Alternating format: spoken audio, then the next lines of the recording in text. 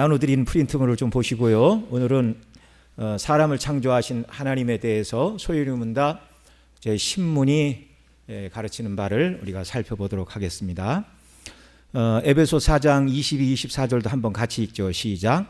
너희는 유혹의 욕심을 따라 썩어져가는 구습을 따르는 옛사람을 벗어버리고 오직 너희의 심령이 새롭게 되어 하나님을 따라 의와 진리의 거룩함으로 지으심을 받은 새 사람을 입으라. 아멘. 오늘 본문에서 하나님은 사람을 창조하시되 무엇을 따라서 지으셨다고요? 하나님의 형상을 따라서 지으셨는데 그 하나님의 형상이 에베소 4장 24절 말씀에 의하면 하나님을 따라 의와 진리의 거룩함으로, 그러니까 의롭고 진리, 참되고 거룩한 존재로 하나님의 형상을 따라 하나님의 사람을 지으셨는데 남자와 여자로 지으셨고, 남자와 여자로 지으신 이유는 생육하고 번성하고 땅에 충만하여 땅을 정복하고 또 하나님께서 창조하여 주신 모든 세계를 다스리는 대리왕으로 역할을 주셨어요. 그 역할로 하나님이 창조하셨다, 이렇게 말씀합니다. 오늘 우리가 차례대로 배울 내용이 거기 세 줄에 다 들어가 있어요. 자, 사람을 창조하신 일에 대하여 소요문답 신문에서는 이렇게 묻고 답하고 있습니다. 제가 문 읽습니다. 하나님께서 사람을 어떻게 지으셨습니까?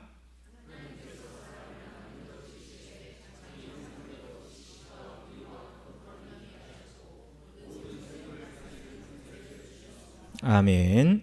하나님께서 창조하신 사람을 제외한 모든 피조물들은 오직 말씀으로 창조하시되 인생과 같은 인격적인 존재로 창조하지는 않으셨어요. 다른 피조물도 있지만 오직 사람만이 인격이라 그런 말입니다. 오직 하늘의 천사와 사람만 인격으로 지으셨는데 오직 이 땅에서는 사람만이 하나님의 형상으로 지음을 받았기에 다른 피조물들과 구별되는 존재요. 하나님께서 먼저 지으신, 그래서 지으심을 받은 모든 창조 세계를 통치하고 다스리고 정복하는 임무를 부여하신 것입니다. 사람이 자신이 누구인가를 아는 것은 매우 중요합니다. 이것을 온전히 깨달아야 하나님께서 창조하신 사람 본연의 임무와 역할을 온전히 감당할 수 있기 때문입니다. 그러니까 예수님 밖에 있는 사람은 사람이 뭔가, 왜 태어났는가, 이걸 평생 고민하다가 답을 못 찾고 죽는 사람들이 너무나 많아요. 그런데 성경은 처음부터 너무나 분명하게 사람은 누가 창조했고 어디서 왔고 무슨 목적으로 지음을 받았는지 성경은 분명하게 선언하여 주시고 있습니다. 그래서 그리스도인들의 삶에는 갈등이 없어요. 그런데 이 영적인 진리를 모르는 세상 사람들은 일평생 방황하지만 길을 찾지 못하고 깜깜함 가운데 살다가 그러다 죽는 거예요. 자, 두 번째 보겠습니다. 하나님께서 인격적인 존재로 사람 위에 천사도 창조하셨는데, 인격이란 말은 자기 말과 행실에 대하여 하나님 앞에 책임을 져야 되는 존재를 인격이다, 그렇게 말하는 것입니다. 그러니까 짐승들에게는 하나님이 책임을 요구하지 않으세요. 늘 말씀을 드리지만 사람이 숲속에서 밀림에서 길을 잃었어요. 며칠을 굶고 먹을 것을 발견했어요. 먼저 발견한 사람이 혼자 다 먹으면 됩니까? 안 됩니까? 안 될 건 없지만 먼저 발견한 사람이 혼자 다 먹고 자기는 살고 다른 사람 굶어 죽게 했다고 그러면 그건 죄예요? 죄가 아니에요? 죄예요. 세상 법에서는 죄라고 법률에 해당하는 죄가 없다고 할지는 모르지만 자기 본성이 아는 거예요. 네. 그게 인격입니다. 그게 인격. 자, 인격적인 존재로 지으신 존재가 사람 말고 천사인데 대유리문답 16문에서는 이렇게 말하고 있어요. 제가 문제 읽을 테니까 답 읽어주십시오. 하나님은 천사들을 어떻게 창조하셨습니까? 하나님께서 모든 천사들을 영들이여 불멸하며 거룩하며 지식이 탁월하며 능력이 강대한 자들로 만드셨습니다. 하나님의 계명을 수행할 수 있고 하나님의 이름을 찬송할 수 있는 존재로 지었지만 변할 수도 있는 존재입니다. 예, 그렇습니다. 여기 하나님께서 모든 천사들을 영들, 사람이 아닌 영이에요. 불멸하며 거룩하며 지식이 탁월하며 능력이 강대한 자들, 인생과 비교해서 그렇다는 거예요. 그러나 하나님께서 부여하여 주신 능력과 권능만 있는 것입니다. 하나님의 계명을 수행할 수 있고 하나님의 이름을 찬송할 수 있는 존재로 지었지만 어쩔 수도 있는 존재라고요? 변할 수도 있는 존재, 이게 인격이기 때문에 그런 거예요.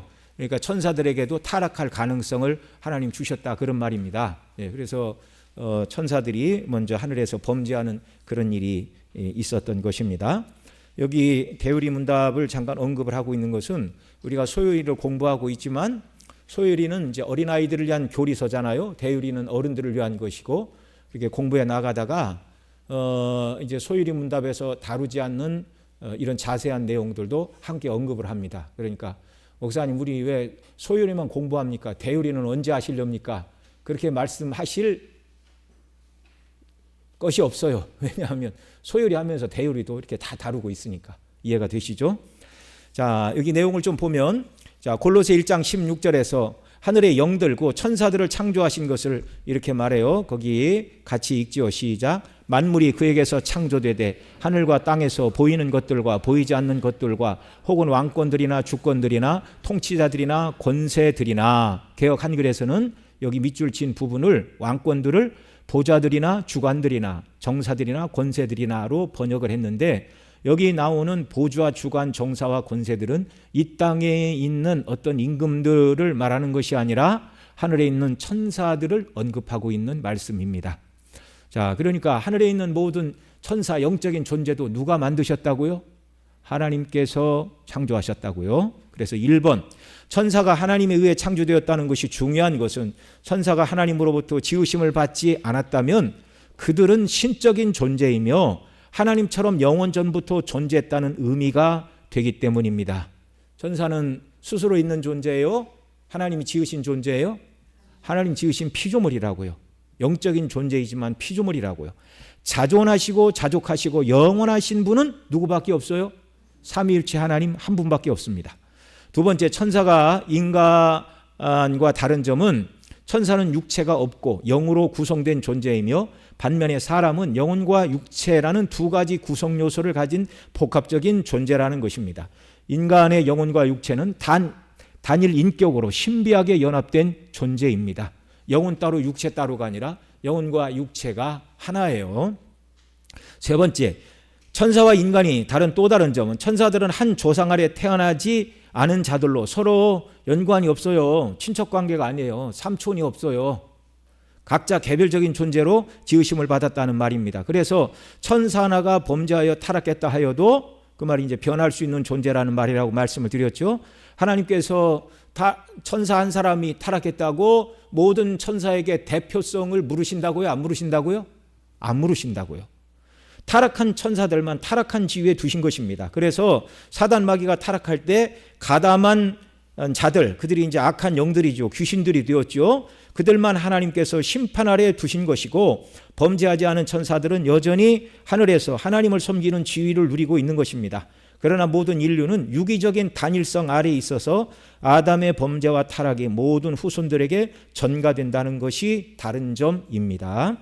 넷째, 천사가 영적인 존재이나 성경에 몇 차례 기록된 바와 같이 인간적인 형태로 출현할 수 있는데, 예를 들면 마리아에게 수태고지를 할 때 가브리엘 천사가 사람의 몸을 입고 왔어요. 천사가 사람처럼 몸을 입고 항상 입고 있다는 것이 아니라 마리아와 대화를 해야 되니까 사람의 모습으로 온 거예요. 구약시대 아브라함에게 하나님의 천사들이 찾아올 때도 사람의 모습을 하고 찾아왔어요. 그러니까 천사들이 늘 사람과 같은 모습을 입고 있다는 말이 아니라 임시적으로 취한 것인데, 사명을 수행하고 나면 다시 벗어버릴 뿐이라는 걸 우리는 알아야 됩니다.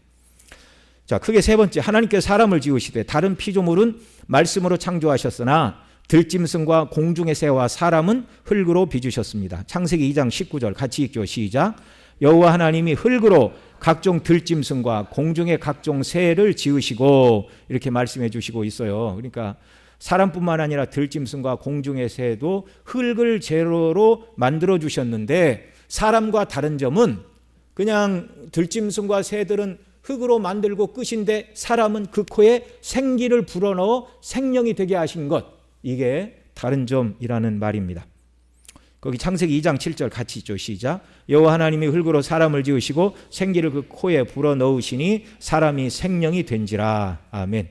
아담이라는 말은 히브리어로 붉은 흙이라는 뜻을 가진 명사 아다마에서 파생된 이름입니다. 하나님께서 첫사람의 이름을 아담으로 지으신 것은 사람이 어디로부터 지음받았다고요? 흙으로부터 지음받은 것을 항상 잊지 말고 기억하라는 뜻입니다. 그러니 사람이 흙에서 지음을 받은 존재이니 외모나 외부적인 조건을 남들보다 조금 좋다고 해서 갖게 되는 모든 교만을 물리치고 겸손해야 될 것을 가르쳐 주시는 거예요. 그 근원이 본래 무엇이라고요? 흙이라고요. 흙. 사람이 죽으면 그 몸이 흙으로 돌아가고 부활의 날이 올 때까지 흙으로 남아있을 것이기 때문입니다. 흙에 불과한 존재이기에 하나님께서 존재였는데 하나님께서 그 코에 생기를 불어넣어 생명이 되게 하셨고 하나님의 형상으로 창조하여 주셨습니다. 사람이 고귀한 존재가 된 것은 붉은 흙에 불과한 자들에게 하나님께서 생명을 불어넣어 주셨고 하나님의 형상으로 창조하여 주셨기 때문입니다. 그래서 사람이 존귀한 거예요. 하나님께서 사람을 흙으로 지으심은 신묘막측한 일입니다. 사람 몸의 혈액은 심장을 출발해서 동맥을 거쳐 그 다음에 모세혈관으로 갑니다. 그리고 모세혈관을 해서 정맥을 거쳐 다시 심장으로 돌아갑니다. 혈액이 통과하는 동맥과 모세혈관과 정맥을 쭉 하나로 연결하면 대략 성인들의 기준으로는 약 12만 킬로미터가 된다고 하는데 지구를 3바퀴 반을 돌릴 수 있는 길이입니다. 너무나 놀랍지 않아요? 우리 몸에 있는 혈관, 모세혈관까지 쭉 한 줄로 이으면 어떤 사람은 10만 킬로, 12만 킬로 그러는데 지구를 2바퀴 반, 3바퀴 반을 돌릴 수 있는 엄청난 길의 혈관을 하나님이 여기다가 완전히 몽땅 때려 사람 몸에 넣으신 거예요. 더 놀라운 것은 심장에서 출발한 피가 단 46초 만에 한 바퀴를 돈다는 것입니다. 그러니까 우리가 이렇게 피곤하고 그럴 때 진통제 이렇게 혈관에 딱 주사를 맞으면 제가 언젠가 한번 몸살이 엄청나게 왔어요. 그래 병원에 가서 이렇게 주사를 딱 맞는데 여기서부터 찌릿찌릿 들어가는데 들어가면서 이 아팠던 몸이 여기서부터 쭉 이렇게 펴지는 거예요. 와, 1분도 안 돼가지고 1분도 안 돼가지고 주사 맞고서 럭 하고 들어갔다가 웃고 나왔어요. 아, 정말 놀랍지요? 전신에 우리 이 약기운이 퍼지는데 혈관을 따라서 전신에 약기운이 퍼지는데 불과 46초밖에 안 걸린다는 거, 이거 정말 놀라운 일 아닙니까? 12만 킬로인데, 여러분 12만 킬로를 아무리 사람이 발견한 탄도 미사일이라 할지라도 46초 만에 12만 킬로를 가는 건 없어요. 그냥 아음속, 음속, 초속 340m 가면 이제 음속이라고 그러죠. 그러니까 음속의 전투기가 2배, 3배만 돼도 음속 3배만 달려도 굉장한 전투기라고 그럽니다. 1초에 대략 한 1km만 가도 엄청나다고 그래요. 연료 소모도 많고 그런 전투기들은 몇백억씩 하잖아요. 어마어마하죠. 그런데 하나님께서 지으신 우리 몸의 혈관, 주사를 딱 맞으면 온몸에 약기운이 퍼지는데 1분도 안 걸린다는 거예요. 참 너무나 하나님의 솜씨가 놀랍기 이를 데가 없습니다. 동맥과 정맥 사이를 이어주는 모세혈관의 굵기는 머리카락의 10분의 1 크기인 5에서 10 마이크로미터. 1 마이크로미터는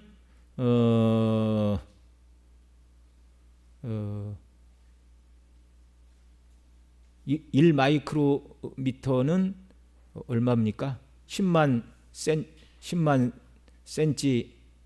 분의 1 센티미터. 그러니까 1000분의 1 밀리미터. 이게 1 마이크로미터예요. 그러니까 우리 눈에 분간하기도 힘들 정도로 그런 큰 모세 혈관을 하나님 주셨어요. 눈에 보이지도 않는데 거기에 피가 통한다 그 말이에요. 혈관이 있어요. 그래서 보통 우리가 닥쳐서 이렇게 피가 나면 손끝 발끝에서 나는 피는 대부분 모세 혈관이 잘려서 나는 피들입니다. 우리 눈에는 그런 혈관이 있는지 없는지도 잘 안 보여요. 하나님의 솜씨가 너무 놀랍습니다. 하나님께서 흙으로 지으신 사람에게 이 육체뿐만 아니라 무엇도 창조하여 주셨다고요? 영혼도 창조하여 주셨습니다. 인간의 영혼은 그 기원으로부터 흙으로 지음을 받은 인간의 몸과 다릅니다. 창세기 2장 7절에 여호와 하나님이 땅의 흙으로 사람을 지으시고 생기를 그 코에 불어넣으시니 사람이 생명이 된지라 말씀하시고 있습니다. 하나님께서 사람에게 이성을 가진 생명을 주셨어요. 영혼은 육체로부터 나온 것이 아닙니다. 코에 생기를 불어넣으심으로 생명이 되었다는 말에서 영혼은 몸에 집어넣어진 것이며 그전에는 몸에 없었다는 것입니다. 사람의 영혼이 언제 지으심을 받았는지 그 신비를 아는 사람은 없어요. 사람의 영혼이 언제 지으심을 받았느냐에 관해서 영혼 선제설, 또 영혼 유전설, 영혼 창조설을 말합니다. 영혼 선제설은 몸이 있기 이전부터 하나님이 사람의 영혼을 만들어 놓으셨다. 그래서 사람의 몸이 잉태가 되면 어느 시점에 육체와 결합하게 하셨다. 그 시점은 잘 모르죠.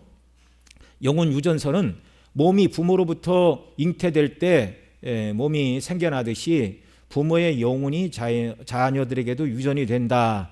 이제 그런 내용이에요. 그러나 이 영혼 선제설과 영혼 유전설은 성경에 근거가 없어요. 우리는 하나님께서 사람의 육체가 어머니 태에서 조성되던 어느 시점에 하나님이 사람의 영혼도 창조하셔서 함께 부여해 주셨다. 우리는 그렇게 이해를 할 뿐입니다. 자, 하나님께서 창조하신 영혼은 어떤 영혼이라고요? 불멸의 영혼, 없어지지 않는 영혼, 멸하지 않는 영혼.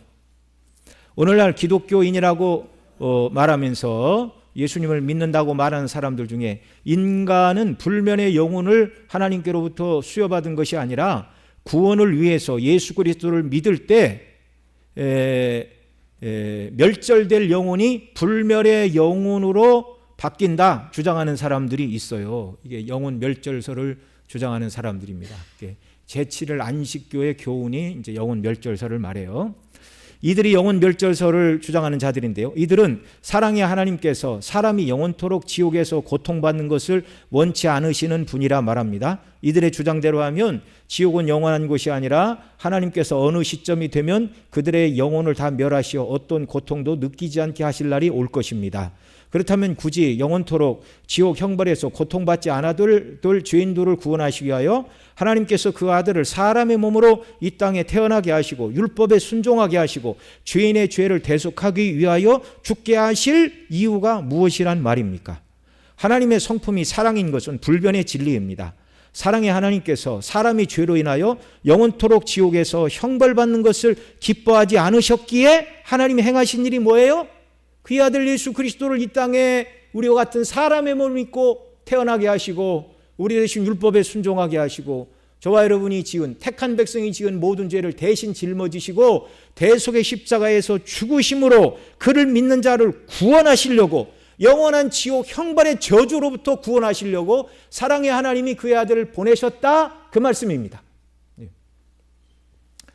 하나님이 행하신 일이 이처럼 놀랍고 영광스러운 일입니다. 자, 영혼 멸절설이 사실이라면 사람들이 지옥을 두려워해야 될 이유도 없고 세상에서 원하는 대로 살다가 죽으면 그만이지 예수님을 믿어야 할 이유는 무엇이겠어요? 그러나 성경은 천국도 영원하고 지옥도 영원한 곳이라고 가르치고 있습니다. 마태복음 25장 41절 46절 같이 읽죠. 시작. 마귀와 그 사자들을 위하여 예비된 영영한 불에 들어가라. 저희는 영벌에 의인은 영생에 들어가라 하시니라. 아멘. 주님이 이렇게 말씀을 하시는데 똑똑한 신학자가 나서서 지옥은 영원하지 않다 그렇게 말하면 됩니까? 안 됩니까? 그렇게 말하면 뭐예요? 자기가 하나님보다 더 똑똑하다는 거 아니에요? 예? 여러분, 하나님께서 그냥 겁주기 위하여 지옥이 영원한 처소가 아닌데 지옥이 영원한 처소라고 겁박하시는 겁니까? 하나님의 의로운 성품상 그렇게 말씀하실 이유가 없어요. 불멸의 영혼 불멸에 대하여 마태복음 10장 28절에서도 이렇게 말해요. 거기 같이 읽습니다. 시작. 몸은 죽여도 영혼은 능히 죽이지 못하는 자들을 두려워하지 말고 오직 몸과 영혼을 능히 지옥에 멸하실 수 있는 일을 두려워하라. 아멘. 사람은 몸만 죽이지요. 영혼에 해를 가할 수 없어요. 그런데 하나님은 몸과 영혼을 능히 지옥으로 멸하신답니다. 육체를 죽이고 영혼도 없앤다고 말씀하지 않고 악한 자의 육체와 영혼이 영원토록 지옥에서 고통을 받을 것이라 말씀해 주시고 있습니다. 마태복음 22장 32절에서는 또 이렇게 말씀하셨어요. 같이 읽죠. 나는 아브라함의 하나님이요 이삭의 하나님이요 야곱의 하나님이로라 하신 것을 읽어보지 못하였느냐. 하나님은 죽은 자의 하나님이 아니요 살아계신 자의 하나님이라 하시니. 아멘. 지금 나는 아브라함의 하나님, 이삭의 하나님, 야곱의 하나님, 이 말씀을 모세에게 하실 때 하나님께서 나는 아브라함의 하나님이었었고 이삭의 하나님이었었고 야곱의 하나님이었었다. 그렇게 말하지 않고 현재형으로 말씀하고 있어요. 나는 지금도 아브라함의 하나님이고 이삭의 하나님이고 야곱의 하나님이다. 그 아브라함과 이삭과 야곱이 지금 그들의 영혼이 어떻다는 거예요? 존재한다는 거예요. 없어진 게 아니고. 어디서? 예수님을 대속의 십자가를 내다보고 믿는 자들이니 그들은 다 천국에 지금 현재 있는 자들이라 그 말이에요. 그래서 모세에게 나는 과거뿐만이 아니라 지금도 아브라함의 하나님이고 이삭의 하나님이고 야곱의 하나님이다. 그렇게 말씀하신 거예요. 예. 여전히 하나님을 경외한 자들의 영혼이 천국에서 존재한다는 말이고 믿지 않는 자들의 영혼은 음부에 떨어져 있다는 말로 우리가 이해할 수 있습니다. 자, 그다음 4페이지 두 번째, 사람의 영혼과 육체가 하나로 연합된 단일체라는 것이 놀라운 일입니다. 사람의 영혼이 언제 육체와 결합되었는지 이건 신비예요. 우리가 명확히 알 수가 없어요. 이렇게 사람이 어머니 태중에 잉태되는 순간에 영혼이 하나님이 그때 주입해 주셨는지 언제 어느 때 하나님이 영혼과 육체를 하나가 되게 하셨는지 그건 우리가 신비에 속한 문제입니다. 또한 영혼과 육체가 완전하게 연합해서 서로 상호작용을 하여 한 인격으로 살고 기동할 수 있는 것도 신비입니다. 참 너무나 놀라운 일이죠. 우리가 분명히 아는 것은 사람은 영혼과 육체를 가진 오직 유일한 피조물이라는 것입니다. 이 땅에 움직이는 동물은 뭐만 갖고 있어요? 뭐만 갖고 있어요? 육체만. 하늘의 천사는 뭐만 갖고 있어요? 영적인 존재. 오직 사람만 하나님이 영혼과 육체로 지으셨다라는 말입니다. 여러분, 하나님께서 지으신 영혼과 육체 중에 뭐가 귀한 겁니까? 다 귀한 거예요. 다 귀한 거. 육체가 귀하지 않다고 그러면 안 돼요. 화장품 사서 날마다 찍어 바르는데 이게 중요하지 않으면 그런 일을 하겠어요? 네?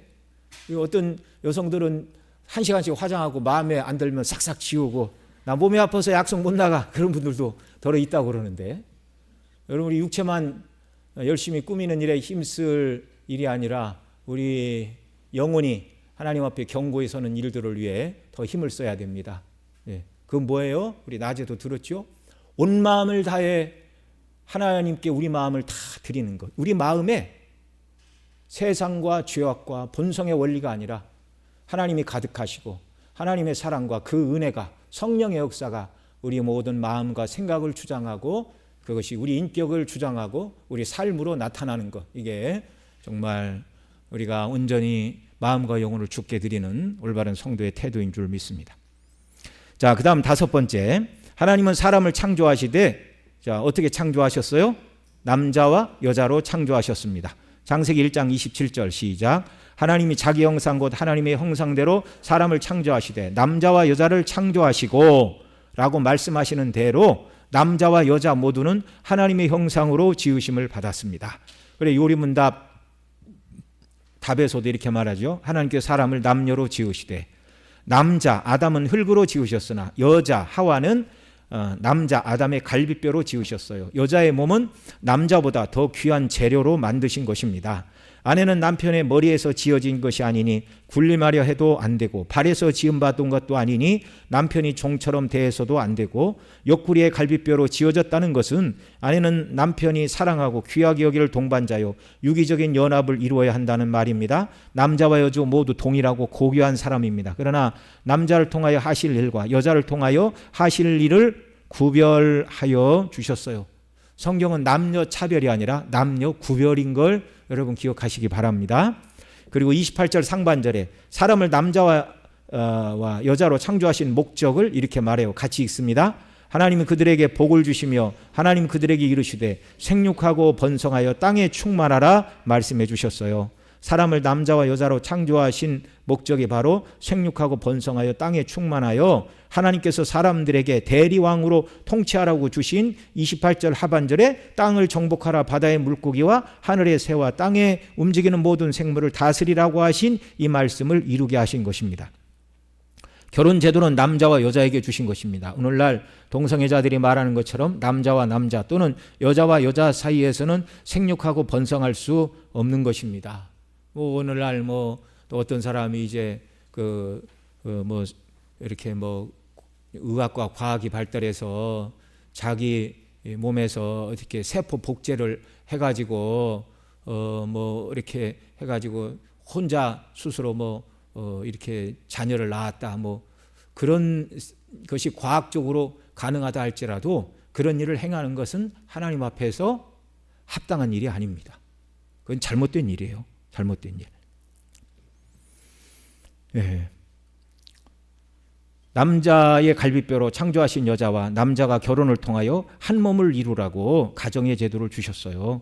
그리고 모든 인류는 아담의 후손이라는 한 혈통으로 지음을 받았습니다. 그래서 아마존 밀림 속에서 원시 부족의 모습으로 살아가는 자들도 모두 아담의 후손 곧 죄인들이기에 그들도 복음을 듣고 구원을 받아야 할 자들인 걸 우리는 꼭 기억을 해야 됩니다. 여기 사실인지는 모르지만 인도네시아 어느 섬에는 원시 부족의 형태로 살아가는데 거기에는 그 나라 정부에서 아무도 접근을 못하도록 그렇게 하고 있다네요. 여러분, 그 원시 부족들이 있다면 그들이 외부의 영향을 받지 않고 그들이 지금까지 유지하고 있던 고유의 삶을 잘 살아가도록 보존해주고 이러는 것이 인류애적인 측면에서 옳은 일이라고 생각하십니까? 그들도 복음을 들어야 돼요. 세상 사람들은 뭐라고 할지 모르지만 그들이 사람이 아니고 짐승이라면 상관이 없지만 아담의 후손이라면 아마존의 정글이든 인도네시아 정글이든 어디에 있든지 그들도 복음을 들어야 됩니다. 그래야만 죄사함 받고 구원받는 거예요. 자, 하나님께서 남자와 여자를 지으신 것은 이제 가정을 통하여 자녀의 정당한 출산, 그리고 이제 여기서는 제가 다루지는 않았지만 남자를 머리로 주셨다는 것. 교회가 그리스도의 머리이고 교회는 그리스도의 몸인 것과 같이 가정에서 남자를 머리로 하나님이 주셨다는 이 질서를 잘 따라서 살아갈 때 가정이 그리스도 안에서 견고히 세워질 수 있는 줄 믿습니다. 그 다음 6번, 하나님은 사람을 무엇으로 어떤 형상으로 창조하셨다고요? 하나님의 형상대로. 창세기 1장 27절 다시 읽습니다. 하나님이 자기 형상 곧 하나님의 형상대로 사람을 창조하시되 남자와 여자를 창조하시고 라고 말씀하고 있어요. 요리문답에서도 자기 형상대로 지식과 의와 거룩함이 있게 하셨고, 에베소 4장 24절 말씀을 따라서 이런 교리가 성립이 되는 것입니다. 하나님의 형상대로 창조되었다는 말은 하나님을 닮은 존재로 지으심을 받았다는 말입니다. 하나님을 닮은 존재 곧 인격으로 지으심을 받았는데 소요리 문답에서는 지식과 의와 거룩함이라 말씀하고 있어요. 범죄 이전의 아담에게는 바른 진리 곧 지식이 있었습니다. 하나님을 아는 지식과 그 지식에 비추어 자신을 아는 지식이 충만하고 온전한 사람이었어요. 그 지식을 가지고 하나님을 바르게 예배하고 하나님께서 창조하신 세계를 관리하는 자로서 대리왕으로서의 역할을 온전히 감당할 수가 있었습니다. 범죄 이전에. 그리고 또한 아담은 범죄 이전에 무죄한 상태에서 그의 정서와 의지가 순결한 자였습니다. 그래서 의롭고 거룩한 삶을 살아갈 수가 있었어요. 범죄 이전에 그의 정서는 하나님을 닮고 하나님을 사랑하는 거룩함으로 충만하였고 그의 의지는 하나님께서 기뻐하시는 의를 행하기에 충만한 자였습니다. 지정의가 완벽한 자였어요. 그러나 범죄함으로 온전한 하나님의 형상을 잃어버리게 되었습니다. 타락함으로 하나님의 형상으로 지으심을 받은 사람은 그 하나님의 형상이 왜곡되고 깨어져서 지성은 무지와 거짓으로 부패하게 되었고, 정서도 하나님을 사랑하기보다 죄악된 세상과 본성을 더 사랑하고, 의지도 타락하여 하나님의 뜻에 순종하기보다 타락한 정사가 추구하는 본성의 원리와 눈에 보이는 세상 것들을 추구하는 자가 되었습니다. 그래서 루터는 노의 의지를 말했죠. 우리의 의지는 자유의지가 없다. 자유의지를 가지고 선을 행할 만한 능력이 사람에게는 없다. 그 노예의지는 뭐예요? 누구의 노예라는 거예요? 죄의 노예라는 거예요.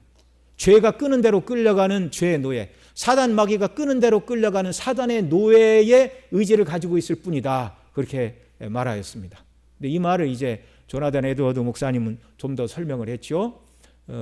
지정의, 사람이 가지고 있는 요소 중에 정서가 지정의 인격의 세 요소 중에 가장 으뜸이다. 그렇게 얘기를 합니다. 그래서 정서가 어디에 충만하냐에 따라 지성과 의지가 거기를 따라가는 거예요. 그러니까 범죄하기 이전에 아담에게 있어서 정서는 하나님만 사랑하는 거룩함이 충만했어요. 그래서 더 하나님을 알기를 원하고 하나님의 뜻이 무엇인가를 찾는 것이 아담의 인생의 목적이었고, 그리고 그의 의지는 하나님이 명하신 바를 실행하는 거룩한 의지였다. 그런 말입니다. 그런데 이제 범죄하고 타락하여 사람의 정서가 하나님의 말씀보다 자기의 본성의 원리, 세상의 유혹을 따라가게 되어 있습니다. 이 사람에게 있어서 제일 중요한 게 정서이죠. 학생 때 부르던 가곡 중에 그 집 앞이라는 노래가 있어요. 오가며 그 집 앞을 지나노라면 어느새 나도 몰래 그 집 앞에 서 있습니다. 왜 그래요? 그 정서가 그 집에 살고 있는 누구를 갈망하는 마음 때문에 어떻게 하다 보니까 그 집 앞에 서 있어요. 이 정서가 사람의 모든 지성과 의지를 지배한다. 그런 말입니다. 그러니까 여러분 항상 그 마음을 하나님 앞에서 마음을 지켜야 된다. 그 말이 정서를 바르게 해야 된다. 그런 말입니다. 온전히 하나님만을 사랑하고 하나님 앞에서 깨끗한 신앙 양심으로 서는 일들을 늘 추구할 때 우리의 지성도 복음의 영광으로 더 밝게 빛나게 되고 우리의 의지가 우리의 정서를 따라 하나님 뜻에 순종하는 자리로 나아가게 된다는 말입니다. 자, 그러나 범죄함에도 하나님의 형상을 다 잃어버린 것은 아니었습니다. 홍수 후에 하나님께서 노아와 언약을 맺으시면서 창세기 9장 6절에서 이렇게 말씀하셨어요. 같이 읽겠습니다. 시작. 다른 사람의 피를 흘리면 그 사람의 피도 흘릴 것이니 이는 하나님이 적의 형상대로 사람을 지으셨음이라. 아멘. 자, 이 말씀을 주실 때 인간은 이미 범죄하고 타락한 상태였으나 하나님은 여전히 인생이 하나님의 형상으로 지음을 받은 자들이라고 말씀해 주신 것입니다. 범죄 이후 모든 사람에게도 훼손된 하나님의 형상이 남아 있다라는 말이에요. 그래서 사람의 피를 흘리고 사람을 자기 뜻대로 목숨을 빼앗고 해서는 안 된다는 것입니다. 하나님의 형상으로 지으심을 받은 존귀한 존재이기 때문에. 그러나 짐승들은 노아 홍수 이후에 어떻게 하셨어요? 사람에게 먹을 양식으로 주신 겁니다. 이 짐승들은 흙으로 하나님 지으셨지만 그 코에 생기를 불어넣지는 않으셨어요. 7번째, 하나님께서 창조하신 사람에게 피조물을 다스리는 뭘 주셨어요? 권세를 주셨어요. 이건 이제 문화명령 그렇게 말하죠. 창세기 1장 28절, 하나님 그들에게 복을 주시며 하나님이 그들에게 이르시되 생육하고 번성하여 땅에 충만하라. 땅을 정복하라. 바다의 물고기와 하늘의 새와 땅이 움직이는 모든 생물을 다스리라 하시니라. 사람이 생육하고 번성하여 땅에 충만한 상태에서 해야 할 일이 바로 무슨 일이에요? 땅을 정복하는 일, 바다의 물고기와 하늘의 새와 땅에 움직이는 모든 생물을 다스리는 일입니다. 그러니까 정복하고 다스리는 일. 그런데 이 정복과 다스림은 그냥 세상의 폭군들이 하고 싶은 대로 막 폭력적인 정복과 다스림이 아니라 하나님의 뜻대로 행하는 정복이고 하나님의 뜻대로 행하는 다스림이라는 걸 우리가 기억을 해야 됩니다. 자, 요리문답에서도 모든 생물을 다스리는 권세를 주셨습니다. 이렇게 말하고 있어요. 그러니까 어떤 터널을 뚫어야 되는데 그 산에 도롱뇽이 사니까 터널 뚫으면 안 된다. 그런 얘기들을 하면 안 돼요. 그 도롱뇽은 다른 곳에 잘 모셔서 자기들끼리 잘 번식하게 하고 그러면 되는 겁니다. 다스림의 대상으로 주셨어요. 사람은 하나님의 대리인으로서 하나님의 창조 세계를 돌아보고 다스릴 권세와 책임을 받았습니다. 인간이 이 땅에 태어난 목적은 자신이 하고 싶은 일을 하고 하기 싫은 일을 하지 않고 원하는 일만 하고 인생을 엔조이하는 존재로 하나님이 사람을 만드신 게 아니에요. 창세기 2장 15절 같이 읽죠. 여호와 하나님이 그 사람을 이끌어 에덴 동산에 두어 그것을 경작하며 지키게 하시고 말씀하고 있는데, 범죄 이전에 아담은 에덴 동산에서 경작하며 지키는 일을 하였습니다. 여기 경작하다는 말이 히브리어로 아바드, 섬기다, 경작하다, 아바드는 이제 경작하다, 섬기다이고, 지키다는 말은 사마르인데 보존하고 지키다는 뜻. 이 두 단어가 구약에서 함께 사용된 것은 15번 정도인데 10번은 하나님을 섬기고 그분의 말씀을 지키는 이스라엘 백성들에게 사용되었고, 5번은 성막에서 봉사하며 예배하는 것이죠. 그리고 그 성막을 지키는 제사장들에게 사용된 표현이라고 한 10번은 말씀드린 것 같아요. 범죄 이전의 예배 초소인 에덴에서 아담은 하나님을 예배하고 하나님의 동산에 죄가 들어오지 못하게 지키는 일뿐만 아니라 하나님께서 창조하신 모든 피조물을 다스리는 대리왕이었습니다. 만일 하나님께서 만물을 다 지으시고 사람을 창조하지 않으셨다면 그것은 마치 선장 없는 배요, 사령관 없는 군대와 같았을 것입니다. 오직 하나님의 형상으로 지으심을 받은 사람이 하나님의 영광을 위해서 피조물을 다스릴 때 이 모든 지구와 피조 세계가 아름답게 균형과 조화와 질서를 이루게 되는 것입니다. 그런데 이제 범죄하고 타락한 사람들이 이 세상을 통치하니까 환경 오염, 무분별한 개발, 또 죽음, 뭐 이런 것들이 이제 찾아오는 것이죠. 그리스도인들은 이 땅이 망할 세상, 주님 다시 오실 때 불타 없어질 그럴 장망성인 것은 틀림없지만, 그러나 주님 다시 오실 때까지 그리스도인들은 하나님 지으신 이 피조 세계를 아름답고 온전하게 통치하고 다스리는 일에 힘을 써야 한다는 걸 기억해야 합니다. 8번째, 구원받은 새로운 피조물로서 이 시대 그리스도인들은 하나님을 예배하고 그 나라를 지키며 확장하는 일에 쓰임받는 자들이 되어야 합니다. 그러기 위해서 그리스도인들은 진화론을 철저히 거부해야 됩니다. 사람이 진화론을 받아들이게 되면, 우리 앞 시간에는 하나님 지으신 만물 창조 공부했죠. 그리고 그 진화론은 사단 마귀가 가지고 온 허황된 이론이라고 말씀을 드렸습니다.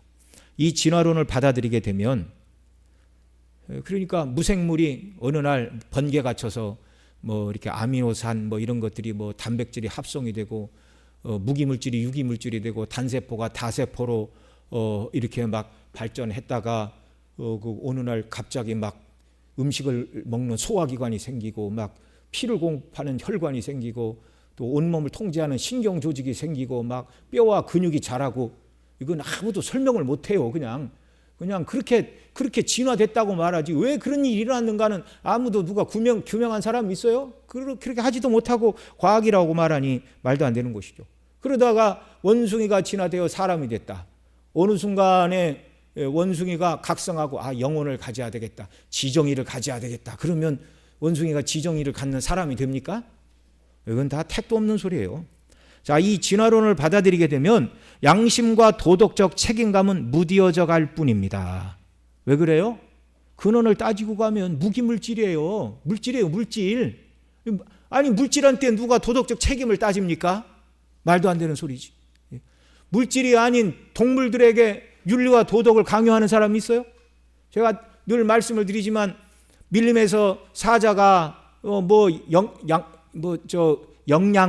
영양인지 뭔지 하여튼간 양떼를 뭐 이렇게 잡아먹었다고 누가 도덕적인 책임을 사자에게 묻습니까? 그런 거 없어요. 사람이 아니에요. 인격이 아니에요. 이 진화론을 받아들이면 이제 하나님의 형상으로 지음을 받은 것도 부인하고, 인격이라는 것도 부인하고, 영혼이 있다는 것도 부인하고, 아니 물질에서 사람이, 무기물질에서 유기물질에서 사람이 되었는데 그 영혼이 어디 있어요? 이 진화론을 받아들이는 순간 영혼도 하나님도 아무것도 없는 거예요. 더 나아가 도덕적 책임, 윤리 이런 건 이제 말할 필요가 없어요. 하나님 앞에서 책임감은 존재할 수 없으며, 다만 나와 함께 살아가는 사람 관계에서 해를 끼치지 않으면 될 뿐이다 라는 결론에 이르게 됩니다. 그러면 성경이 말씀하는 절대선은 진화론자들에게는 존재합니까? 존재하지 않습니까? 존재하지 않는 거예요. 그래서 동성애는 이 진화론을 받아들이면 절대로 죄가 될 수 없어요. 왜요? 동성애가 죄라고 규정하는 건 어디예요? 하나님 말씀. 하나님이 남자와 여자로 지었으니 남자와 남자가 여자와 여자로 더불어 부끄러운 일을 행하는 것은 죄라고 성경에 명백히 말씀하셨는데 진화론을 받아들이는 순간 하나님은 없습니다. 영혼도 없습니다. 도덕적 책임도 없습니다. 내가 좋으면 그만이지 왜 동성애가 죄라고 그러느냐 이렇게 나오는 거예요. 사람이 서로 원하고 동의하면 남성 간에도 결혼할 수 있고 여성끼리도 결혼할 수 있고 이제 심지어 어떤 사람들이 나오냐면 사람과 동물이 결혼하여 살겠다고 말하는 사람들도 나타날 것입니다. 어떤 사람은 이제 죽으면 자기 재산을 자기가 키우던 애완견에게 재산을 증여하겠다 이런 사람들이 나오는 시대가 와요. 진화론을 받아들이면 하나님의 형상으로 지으심을 받은 고귀한 인생 대신에 짐승과 같은 비천하고 죄악적인 수준 낮은 동물의 삶만 남는 것입니다. 진화론을 받아들인 사람들이 사람의 품위를 논하고 인간성의 고귀함을 논하는 것은 이치에 맞지 않는 주제넘은 이야기가 될 뿐이에요. 이렇듯 진화론은 단순히 생물학적인 이론으로 그치는 것이 아니라 수많은 사람들을 하나님의 형상을 닮은 존귀한 인격에서 동물의 수준으로 도덕적, 윤리적 타락을 동반하는 철학과 삶의 문제로 나아가게 되는데 결국 사람을 인격과 영혼이 없는 동물의 수준으로 떨어뜨리는 악한 교훈이고 마귀로부터 나온 것임을 우리는 알아야 돼요. 그래서 그리스도인들은 절대로 진화론을 받아들일 수가 없는 것입니다. 용납해서도 안 되는 것입니다.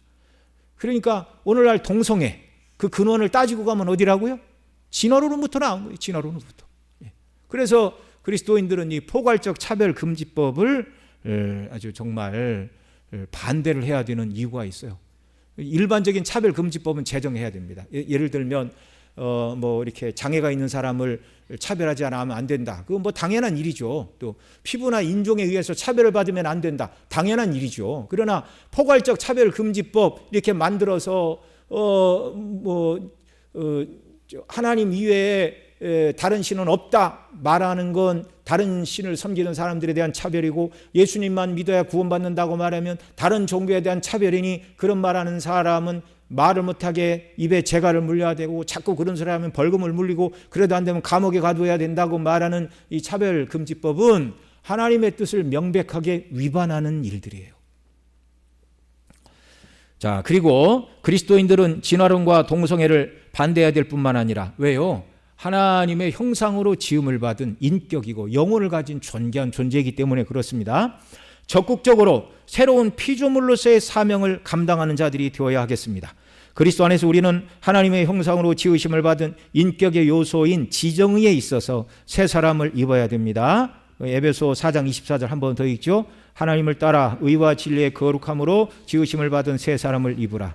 지적으로는 하나님을 아는 지식과 인생이 하나님의 피조물이요 범죄하고 타락한 자이나 그리스도 안에서 새로운 피조물로 새롭게 창조하신 구원에 관한 지식을 온전히 깨닫고 예수 그리스도의 십자가의 대속의 사랑으로 우리를 구원하신 대속의 진리로 항상 충만하며 또 예수 그리스도께서 죄인의 구주되심을 온전히 증거하는 선지자의 사명을 감당하며 살아가야 하겠습니다. 하나님이 어떤 분이신가? 하나님께서 베푸신 구원이 무엇인가를 지적으로 온전히 깨닫고 이 영광스러운 십자가의 복음을 증거하는 선지자의 사명을 감당해야 돼요. 그런 지적인 존재로 선지자로 하나님 우리를 지으셨다 그 말입니다. 정서적으로는 본성의 원리와 세상의 죄악을 사랑하는 마음 대신 성령의 인도하심 속에서 오직 하나님만을 사랑하고 하나님을 사랑하는 거룩함으로 충만하게 되어 우리의 마음을 주님께 온전히 드림으로 주 하나님만을 날마다 섬기는 거룩한 제사장으로 하루하루를 살아가는 역사가 있기를 바랍니다. 그러라고 우리를 지정의의 인격적인 존재로 지으셨고 타락하였지만 그리스도 안에서 구원해 주셨다는 말입니다. 이렇게 할 때 죄와 악을 행하던 의지가 변하여 오직 하나님의 뜻을 따라서 순종하는 의의 사람이 될 수 있는 것입니다. 이 모습으로 충만하게 되는 것이 새하늘과 새 땅입니다. 구원받은 우리는 이 땅에서 그리스도의 장성한 분량이 충만한 데까지 자라나야 되는데 바로 하나님과 죄인을 향한 하나님의 구원 계획을 온전히 깨닫는 참된 영적 지식이 충만한 데까지 자라는 것, 이게 그리스도의 장성한 분량의 지식의 국면입니다. 또한 이 세상이나 세상에 있는 것을 사랑하는 것이 아니라 하나님만을 사랑하는 거룩한 정서로 충만하게 되는 것이 그리스도의 장성한 분량의 정서가 자라는 것이고, 뿐만 아니라 우리의 의지도 하나님의 뜻대로 순종하는 의지로 변화된 의지를 갖는 것, 이게 예수님을 닮은 성도의 그리스도를 닮은 성화된 의지의 모습입니다. 이런 성도가 되는 것이 구원받은 성도들, 저와 여러분의 이 땅의 목표가 되어야 하겠습니다. 우리 이 시간 함께 같이 기도하죠. 하나님께서 인생을 지으시되 하나님의 형상을 따라 지으셨는데, 정말 하나님 지으신 인생의 목적을 따라 하나님 맡기신 일들을 잘 감당하게 하옵소서. 이 땅에서 하나님 지으신 창조세계의 영광을 지키고 그 영광을 드러내며, 또 죄 가운데 빠진 자들에게 예수 그리스도를 증거하며, 우리의 지식으로는 더 하나님께서 그리스도 안에서 베푸신 구원의 영광을 알기를 소망하고 그 영광으로 충만하고, 우리의 정서가 하나님 아버지와 예수 그리스도만을 뜨겁게 사랑하고 우리의 의지가 온전히 그분의 말씀대로 순종하는 자리로 나아가는 은혜를 베풀어 주시기를 위해서